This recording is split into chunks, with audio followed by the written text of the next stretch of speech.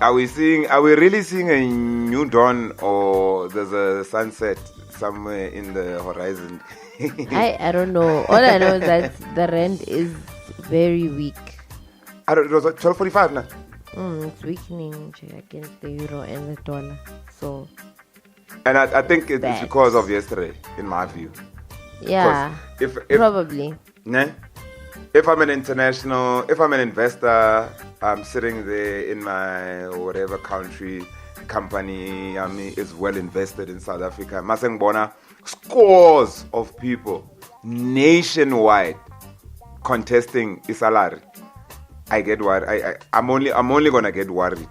But I don't think anything's gonna happen because now in Marikana, 6 years later, they're still earning the same salary. Nothing has changed.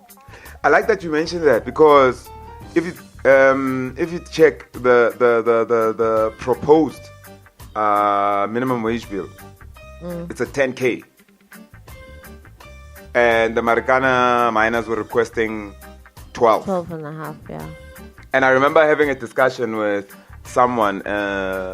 Was it last night or the day before? Somewhere there. Just uphila nje. Ube right. Just to cover just the bare minimum is 10K, and it's not like you need 10K, and it's not like 10K is like 10,000, maybe 2,000, or in the year 2000, or you understand? Right now, if we just make a simple calculation, 10K, rent is what nowadays? Minimum 4.5. Yeah. 4, and then this is a single person. Ohlala i-1 ne akanabantwana. 10,000, 4.5, and then groceries. Umuntu one easily 1.5 going to 2. Yeah. So 5K done. Unemoto. Imoto yako patala manini 3.5. Yabo. And that's just a small car just to get by. Startup hack 3.5. That's inclusive of insurance and everything else. And then you still have to buy yourself clothes and entertain yourself. That's you left with 2K. So even if Bopilang at 10K, you would literally fall under abantu what do you call them in those high in those income level groups? Abale pants. Yeah. Because uhlala endlini right, uhamba ngemoto, but guess what? You're still broke. You're still broke. Yeah, in middle class, I always say it doesn't exist anymore. Zuma wibulele, in my view. Because if you remember, the boom of the middle class came just after, what's the name? The late Mandela passed on. And then Mbeki came in, foreign investors. He did well with bringing in foreign investment. We saw companies coming in. I remember when call centers were like, this great job. Like if you think 97, 98, mawuzumuntu bathi loya usebenza call center. Bobona umuntu avela ngegolf, sinini kuya extend endlini sinini. That was when you could see there was a developing middle class, and then people started moving out of homes at very young ages. Yeah. Young tall. Then you started seeing them bahlala emakomplexini, living it up. And then come in Jay-Z. Within 3 years, how many young people were either forced to move back home because they cannot live in the burbs or in the complexes anymore? Repossession of cars. Those who took out home loans. Hey, it was bad. It became bad. It became seriously. And I also, without shame, I was one of those. Because I was a big company that I was working for, and then came, when you hear restructuring, Mauspan. That word gives me the chills.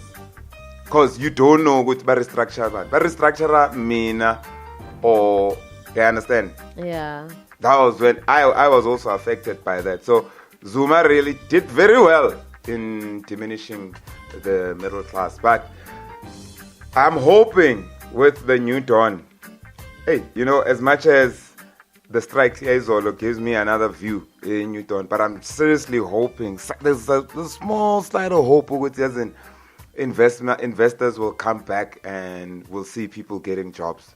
Hayi sizobona khona. I Sizobona seriously hope. But okwamanje I'm very doubtful. Kusasa it's not done yet, ne? Kusasa 3 o'clock, 3 a.m., 2 a.m. Because I don't think the government is for the people, it's for themselves in their own pockets. So I've never felt like they were in this for us in any case. Because that's what it says, 20 rand an hour. Yeah. Let the poor remain poor. Someone, if Chris Hani was still alive, things would be so much more different and so much more better. Who's this? If who was still alive? Chris Hani. Oh no, yes. Yo, things would be so much better for the black person. He was gonna take back the farms first hand. That's what he was gonna do. He was gonna re-expropriate the land first. Before that was their agenda. Yes. Truth and rights. Before TRC Codesa. Constitution. Constitution and whatnot. Okay. He was gonna make sure that the land is re-expropriated properly, and black man and the black woman is empowered. I feel so sad that they killed that man. No, he was. I mean, that was. I felt sad they killed Steve Biko. If those two people were still alive in this country, there would have been a huge difference. Funny enough, I think this is we actually touched on it. The ANC is getting messages from the graves, from comrades who really fought, as opposed to. I would call them Mandela generation comrades. Those abati bayalwa, but they are enriching themselves. You understand? The real Star Wars, they fought guns with stones. You understand? Those who saw the fellow soldiers drop next to them in war, in exile, or at home. Those ones, they really. I think they're sending messages to the ANC. Yeah, no? Hey, good rough. Anyway, 31 after 9, ladies and gentlemen. We are a minute late. Let's get into your first sports update. The thrill, the blood rush, the enthusiasm, the greatness, the strength, the passion. Sport on MS Radio. Oh yeah, it is your first sports update. Making headlines in the Champions League, Real snatch comeback win in Munich. Salah gives Egyptians some goosebumps. And in the Absa Premiership, Pirates thrash Vets in Ghost Town. Platinum Stars are relegated.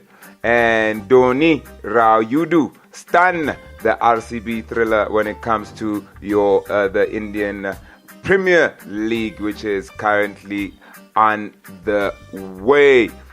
Good morning, ladies and gentlemen. Right, kicking things off with some Champions League action. Holders Real Madrid came from a goal down to snatch a precious 2-1 victory at wasteful Bayern Munich on Wednesday and carry a considerable advantage into their Champions League semi-final second leg in Spain. Real, eyeing a third straight title, needed a 44th minute equalizer by Marcelo against the run-off play to cancel out Joshua Kimmich's opener after Bayern, chasing 3 trophies this season, had missed a handful of chances. A quick break allowed Real substitute Marco Asensio to beat Sven Ulreich with a fine effort and grab the winner in the 57th minute. There was more bad news for Bayern, with Germany defender Jerome Boateng suffering a suspected adductor muscle injury that could rule him out for the final part of the season and the World Cup. The result was identical to last year's quarterfinal first leg between the teams before Real won the return game as well, on the way to the first successful Champions League title defense. We are satisfied with the result, but this does not count for Munich. Real coach Zinedine Zidane told reporters, "You can never feel absolutely safe in football. We won tonight, and I think we played well. We got a good result after a hard game." That's Zinedine Zidane, Real Madrid's coach, after yesterday's semi-final against Bayern Munich, where they won 2-1. Liverpool forward Mohamed Salah sent Anfield into raptures with his dazzling display and 2 goals in the 5-2 demolition of AS Roma in the Champions League semi-final first leg, and was also the name on everybody's lips back in his country of Egypt. Salah hogged the front pages of the national newspapers, who hailed him as King Salah after his decisive performance. On the streets of the capital of Cairo, there was a tangible sense of pride, tangible sense of pride at the unusual sight of an Egyptian being thrust into World Football Center stage. Honestly, as soon as Salah scores, we all feel goosebumps all over our body. Coffee shop worker Sharif Hussein told reporters, "I saw yesterday's goal. If Messi had scored it, they would have called him phenomenal. But this is the first time we see an Egyptian impressing the entire world." And also, it's been reported that a graffiti portrait of Salah adorns the walls outside a Cairo coffee shop, and even people not usually interested in football were talking excitedly about their compatriot who has turned into an ambassador for their country. Well done there to Mohamed Salah. Coming back home on some Absa Premiership news, Pirates thrash Wits in Ghost Town. Orlando Pirates have kept their Absa Premiership title hopes alive by handing out champions Bidvest Wits a 4-0 thrashing at an empty Phokeng to 8th place on the league standings, while the Kwena remained 16th and they were relegated to the National First Division. The visitors began the match brightly as they searched for an early goal, which would have unsettled the Stars' defense. Right, now on to some Indian Premiership League cricket news, where Dhoni and Rayudu stunned the RCB King in a thriller. If that story could come up now, that would be great. System's running a bit slow.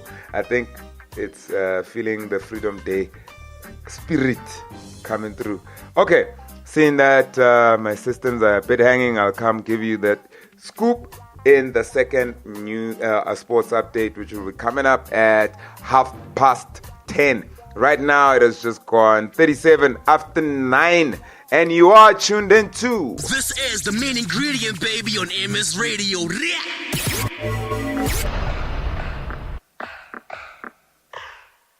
Hey, girl, wind up your body there. Move up your body there.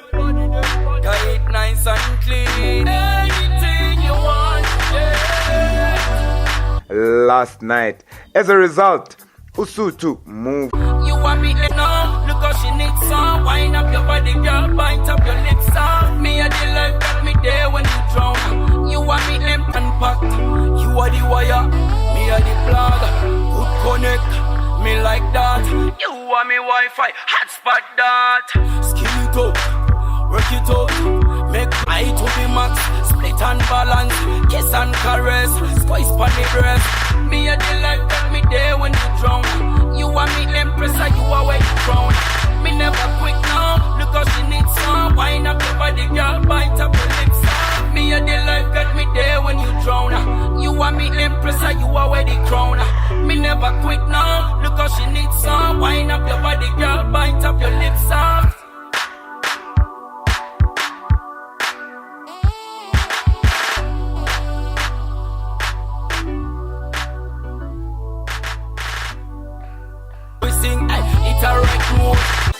Believe me, no food. Hustling. One day me say me must get me. In the safe investment.